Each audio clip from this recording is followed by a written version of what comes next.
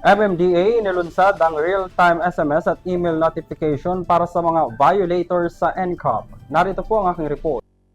Inilunsad ng Metropolitan Manila Development Authority o MMDA ang real-time short message service o SMS at email notification para sa mga motoristang may violation sa No Contact Apprehension Policy o NCAP.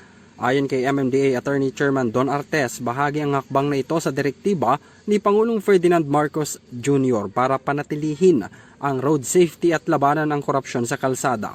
Sa naturang hakbang, makakatanggap ang mga motorista ng text messages sa kanilang numero kahit hindi nakakonect sa kanilang mga internet at kaagad na ma-actionan sa oras na sila'y ma-notified.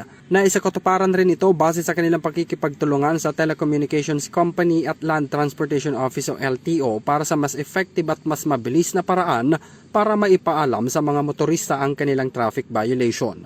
Para sa SMS, tanging MMDA_NCAP ang magsisend ng violation at hindi gagamit ng cellphone number, habang no-reply at mmda.gov.ph naman ang para sa email. Nagpaalala rin ang MMDA na ang parehong notification ay walang nakalagay na payment para maiwasan na rin ang scams. Pinayuhan din ni Artes ang publiko na maging maingat sa anumang mga kahina-hinalang mensahe na naglalaman ng mga link at suriin ang impormasyon na nagpadala upang maiwasan ang potensyal na scam.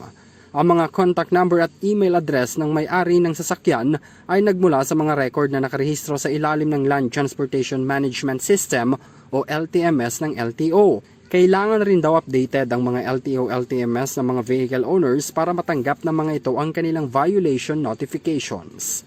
Para sa Euro TV News, ako si Henry V. Nicolas, sumasaludo sa bawat Pilipino.